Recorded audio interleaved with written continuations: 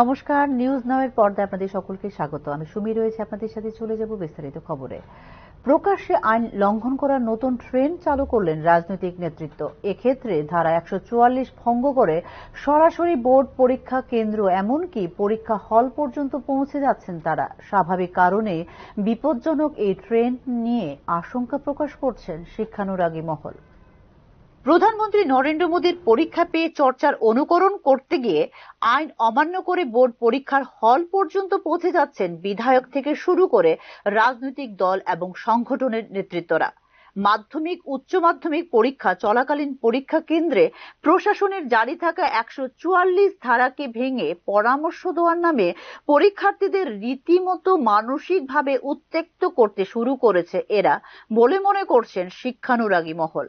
পরীক্ষা কেন্দ্রে পরীক্ষার্থীদের কপালে চন্দনের তিলক কেটে দেওয়া, পরীক্ষা শুরুর ঠিক আগে পরীক্ষার্থীদের মাঠে নিয়ে যাওয়া ইত্যাদি বিষয়গুলো রীতিমতো বিস্ময়ের। কেননা ওই সময়ে মানসিকভাবে পরীক্ষার জন্যই যাবতীয় প্রস্তুতি নিয়ে থাকেন পরীক্ষার্থীরা। তখন তাদের এভাবে অন্য কোনো ইস্যুতে ডেকে নিয়ে যাওয়া মানে তাদের মানসিকভাবে কার্যত উত্ত্যক্ত করাই বলে মনে করেন শিক্ষাবিদরা। কেননা এতে নিঃসন্দেহে ব্যাঘাত ঘটে পরীক্ষার মনোসংযোগে।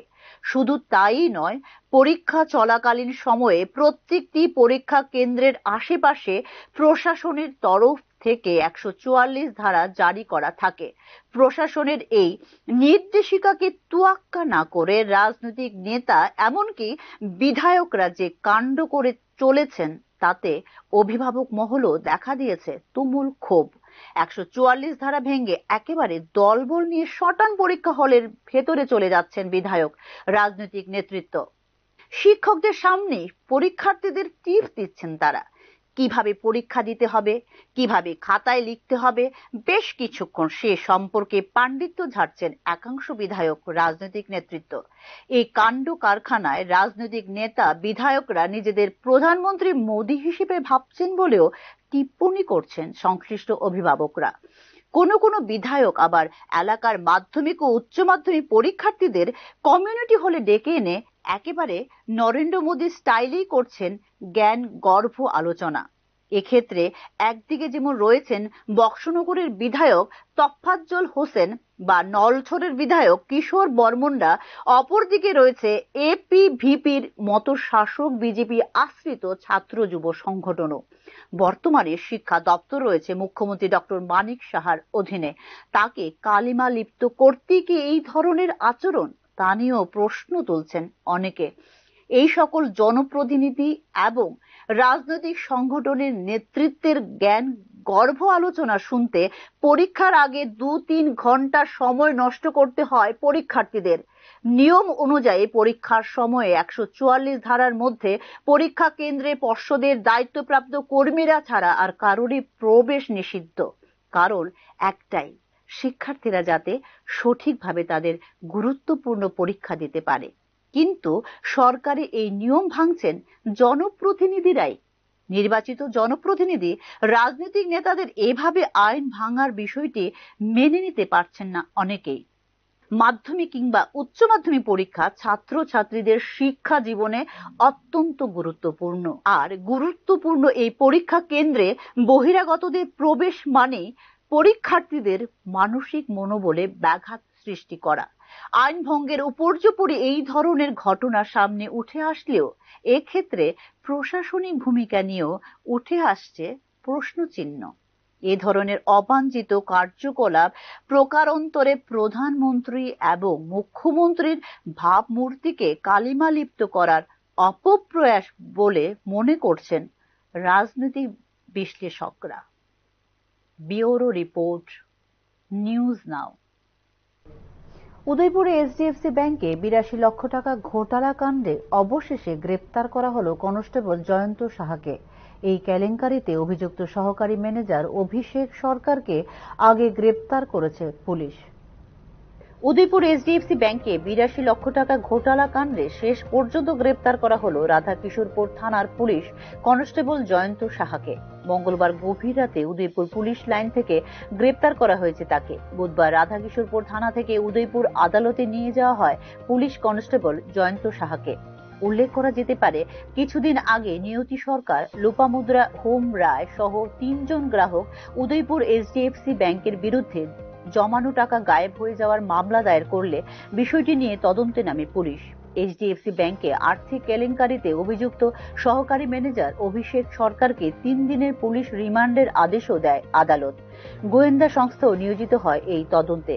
গ্রাহকদের মোট 82 লক্ষ টাকা লুটপাট হয়েছে বলে তথ্য প্রমাণ পেয়ে সহকারী ম্যানেজার অভিষেক সরকার, অভিষেকের ব্যবসায়ী পার্টনার তথা কনস্টেবল জয়ন্ত পাল এবং তার স্ত্রী প্রিয়াঙ্কা পালের বিরুদ্ধে তদন্তে নামে পুলিশ।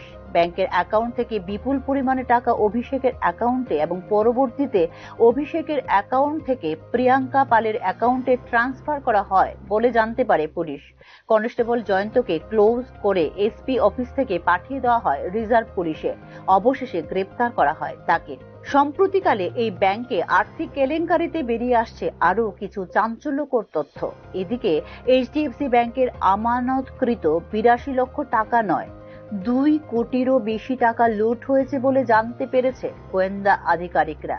আর এই ক্ষেত্রে ব্যাংকের ঊর্ধ্বতন কর্তৃপক্ষ সরাসরি যুক্ত থাকতে পারে বলে গোয়েন্দা আধিকারিক সূত্রে তথ্য রয়েছে নিউজ নাও এর হাতে।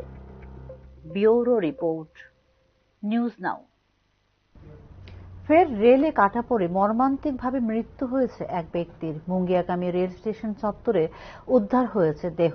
ওই ঘটনায় পড়েছে তীব্র চাঞ্চল্য। ঘটনার খবর পেয়ে ছুটে আসে জিআরপি। তেলিয়ামুড়া রেল লাইনে মৃতদেহ দেখতে পান স্থানীয়রা। সাথে সাথে তারা খবর দিয়েছেন জিআরপিকে। মৃত ব্যক্তি আমবাসার বাসিন্দা বিপ্লব কুমার রায়। পারিবারিক অশান্তি এবং কলহের জেরেই সে আত্মহত্যার পথ বেছে নিয়েছে বলে জানিয়েছে পুলিশ।